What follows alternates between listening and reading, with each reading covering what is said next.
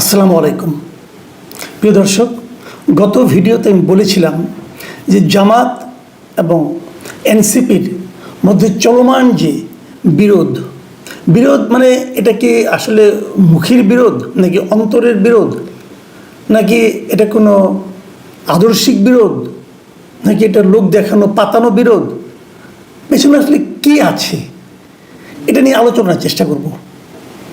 আমি যে সব জানি তা কিন্তু নয়, আমার জানার কোনো কারণও নাই, কারণ আমি জামাত এবং এনসিপি কোনোটাই করি না। এদের দু একজন নেতার সঙ্গে মাঝে মাঝে কথাবার্তা হয় এবং নিজে যতটুকু বুঝি আমার অভিজ্ঞতা দিয়ে সেটাই জাস্ট আপনাদের সঙ্গে আমি একটু শেয়ার করব। বিভিন্ন সম্ভাবনা নিয়ে কথা বলবো, আপনারাও পরে সিদ্ধান্ত নিতে পারবেন যে আসলে ঘটনা কী দাঁড়াতে পারে। আপনারা জানেন বিরোধটার উৎপত্তি হলো কী নিয়ে? উৎপত্তি হলো শাহবাগে আওয়ামী লীগকে নিষিদ্ধ করার জন্য যে আন্দোলন হচ্ছিল, সে আন্দোলনে সবাই কিন্তু একসঙ্গে ছিল। সেই একসঙ্গে থাকার মধ্যে দু একটা ঘটনাকে কেন্দ্র করে এই বিরোধটা। আমি একটা করে বলি আপনাদেরকে। বিরোধের সৃষ্টি হলো গোলাম আজম, নিজামী অথবা সাইদির বাংলাদেশে আওয়ামী লীগের ঠাঁই নাই এই স্লোগান এবং জাতীয় সঙ্গীত গাইতে না দেওয়ায়। মানে এই জায়গাটাতে আপত্তিটা উঠলো কোথায়? যে আওয়ামী লীগের ঠাঁই নেই, এটা তাদের দাবি, এটা নিয়ে এখন আলোচনা করতে চাই না। কিন্তু প্রশ্নটা হলো যে বাংলাটা কি নিজামী, সাইদি এবং গোলাম আজমের? তারা তো বাংলাদেশের স্বাধীনতারই বিপক্ষে ছিলেন, তো তাদের কি করে বাংলাটা হয়? পয়েন্টটা হলো যে স্বাধীনতা যুদ্ধে জামাতে ইসলামী অথবা এই জামাতের এই নেতারা যে ভূমিকা রেখেছেন, সেই ভূমিকাটাকে এনসিপি পছন্দ করছে না। এনসিপি বলছে তোমাদের ওই ভূমিকার ব্যাপারে তোমাদের অবস্থানটা ক্লিয়ার করতে হবে, তোমাদের ক্ষমা চাইতে হবে অথবা অন্য কিছু। বিরোধটা কিন্তু এই জায়গায়। কেন? এনসিপি কি আগে জানতো না যে জামাতের এই নেতাগুলি ভূমিকা কি? জানতো, এবং জেনেই তো তারা একসঙ্গে আন্দোলন করেছিল হাসিনা বিরোধী।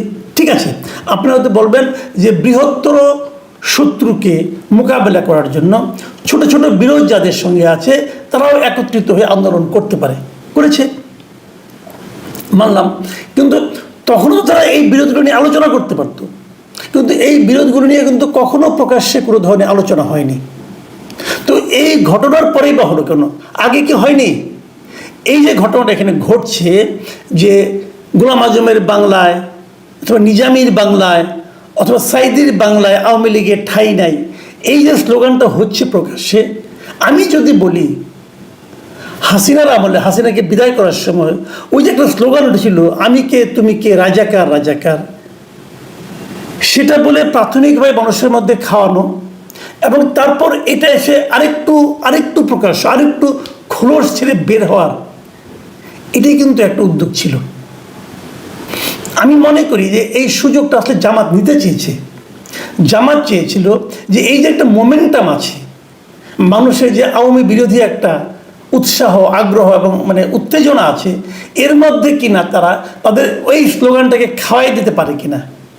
তারা নিজামীকে, গোলাম আজমকে অথবা সাইদিকে বাংলাদেশের মানে আদর্শিক নেতা হিসেবে উপস্থাপিত করতে পারে কিনা, তারা এই চেষ্টাটা এবার করেছিল। কিন্তু আগে যেটা করেছিল যে রাজাকার যেমন একটা ঘৃণিত শব্দ হিসেবে উচ্চারিত হতো, সেইটাকে দূর করার চেষ্টা করেছিল যে না, অতটা ঘৃণিত শব্দ বোধ করি এটা নয়। এবার তারা তা করেছে, আরেক ধাপ অগ্রসর হয়েছে, যে পাকিস্তানের পক্ষে থাকার জন্য বাংলাদেশের স্বাধীনতার বিরোধিতা যারা করেছিল তাদেরকেই বাংলাদেশের মূল নেতা হিসাবে উপস্থাপিত করার একটা প্রচেষ্টা তারা করেছিল। এই জায়গাটাতে এনসিপি শকড হয়েছে। শকটা কীভাবে বলি? তারা আদর্শিকভাবে শকড হয়েছে কিনা আমি জানি না, কারণ আমার কাছে এটা মনে হয় না তারা আদর্শিকভাবে তারা শকড হবে, হলে তো সে একসঙ্গে থাকতোই না। শকটা হয়েছে ওই জায়গায়, তারা ভয় পেয়ে গেছে। আসলে ভয় পেয়ে গেছে তারাও এটা জানে, বাস্তব, তারা তো সারা দেশে ঘুরেছে, তারা বাস্তবতাটা জানে যে এদেশের মানুষের কাছে আর যাই হোক গোলাম আজম, নিজামী অথবা সাইদিকে বাংলাদেশের মানে মূল নেতা হিসাবে উপস্থাপন করা সম্ভব নয়। এদেশের মানুষ এটা মেনে নেবে না। সাইদি সাহেব বড় আলেম ছিলেন, কোনো সন্দেহ নেই, উনি অত্যন্ত ভালো আলেম ছিলেন এবং মানুষকে উনি মুগ্ধ করতে পারতেন ইসলামী বক্তৃতা দিয়ে। কিন্তু তার মানে এই নয় উনি বাংলাদেশের স্বাধীনতা চেয়েছেন এবং আজকের বাংলাদেশটা ওনার চিন্তার থেকে হয়েছে। গোলাম আজমের মানে আপনার চিন্তা প্রসূত এইটা দেশ, এইভাবে বলা যাবে না ভাই। গোলাম আজমের বাংলাদেশ মানে কি এরকমই বোঝায়, এটা হবে না, এটা খাওয়াতে পারবেন না। তো এনসিপি দেখেছে এটা তো খাওয়ানো যাবে না, যেটা খাওয়ানো যাবে না। আমি যদি তার সঙ্গে থাকি তাহলে লোকে কিন্তু আমাকে জামাতেরই পার্ট ভাববে, শিবিরেরই পার্ট ভাববে। তো এটা এনসিপি হতে চায়নি। হতে না চাওয়ার আরও দুই একটা কারণ আছে। এনসিপি গঠনের সময় কিন্তু একটা ঝামেলা হয়েছিল।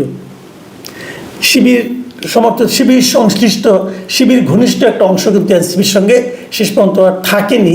তারা যে পরে আপ বাংলাদেশ নামে আরেকটা পার্টি করেছে। আর জামাতের সঙ্গে এনসিপি থাকবে কি থাকবে না এটা নিয়ে অনেকদিন ধরে আলোচনা হচ্ছিল, কিন্তু এর মধ্যে এনসিপি হিসেব করে দেখেছে যে জামাতের সঙ্গে থাকাটা তাদের জন্য লাভজনক হবে না। তাহলে এনসিপি কি একা নির্বাচন করবে? সামনে তো নির্বাচন, সামনে যত কিছুই বলেন, যত কিছুই হচ্ছে, আওয়ামী লীগকে নিষিদ্ধ করেন, অমুক করেন, তমুক করেন, সব কিছুই মানতে রাজি আছি, কিন্তু সব কিছুই কিন্তু লক্ষ্য একটা, যে আগামী নির্বাচনে ভালো রেজাল্ট করে রাষ্ট্র ক্ষমতায় যাওয়া, অথবা রাষ্ট্র ক্ষমতায় যারা যাবে তাদের সঙ্গে অংশীদার হওয়া, এই হলো মূল লক্ষ্য। তো এনসিপি এর মধ্যে দেখেছে যে তারা এককভাবে নির্বাচন করলে 2-3টার বেশি সিট পাবে না ভাই, এটাই রিয়েলিটি। তাহলে তাদের কোনো না কোনো দলের সঙ্গে একীভূত হতে হবে, জোটবদ্ধ হতে হবে। তারা কার সঙ্গে জোটবদ্ধ হবে? তারা এটাও দেখেছে যদি তারা জামাতের সঙ্গে যায় জোটবদ্ধ হতে, তাহলে তাদের পক্ষে কিন্তু ওই জামাতের আসন বড় 30-35টা পর্যন্ত আছে, অথবা 40টা, এর চেয়ে বেশি হতে পারে না।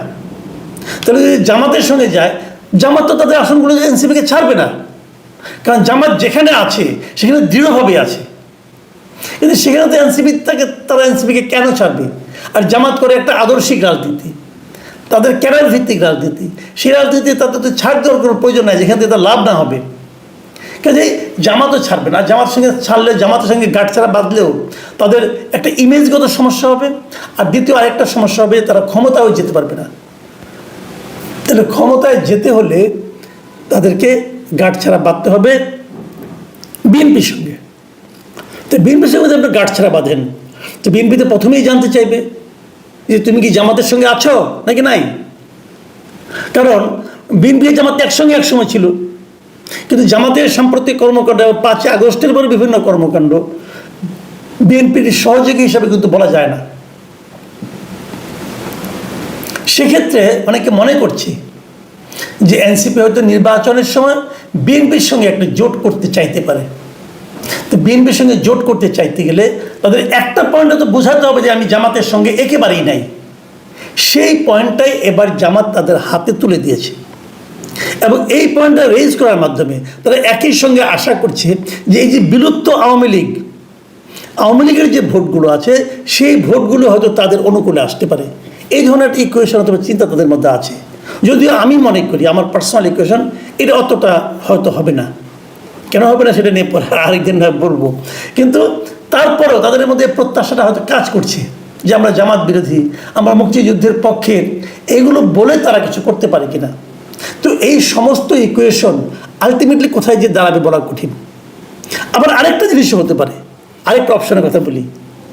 সেই অপশনটা হলো এই পুরো জিনিসটাই কিন্তু আপনারা পাতানোও ভাবতে পারেন, হয়তো পরে যে এক হয়ে যাবে।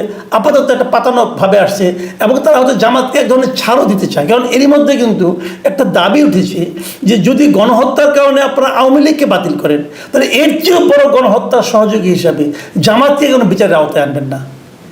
আবার এখন ট্রাইব্যুনালের হাতে রাজনৈতিক দলের বিচারের একটা ব্যবস্থা আছে, তো সেই ট্রাইব্যুনালে কেন জামাতের বিষয়টা আসবে না? বড় ভয়ঙ্কর ব্যাপার। কাজেই এখন তারা চিন্তা করছে যে এগুলো বলে জামাতকে চাপ দিয়ে, জামাত যদি 71-এর ঘটনার জন্য ক্ষমা চায়, তাহলে সেটাকেই তারা হয়তো একটা ইস্যু হিসেবে দেখাবে, দেখো জামাত তো ক্ষমা চেয়েছে, অতএব জামাতের সঙ্গে আমরা থাকতে পারি। এভাবে একটা পাতানো খেলাও কিন্তু হতে পারে। আলটিমেটলি কি হয়েছে এটা আপনারা আগামী 2-1 দিনের মধ্যে আপনাদের কাছে স্পষ্ট হয়ে যাবে বলে আমি মনে করি। প্রিয় দর্শক, এখন এ পর্যন্তই। আল্লাহ হাফিজ।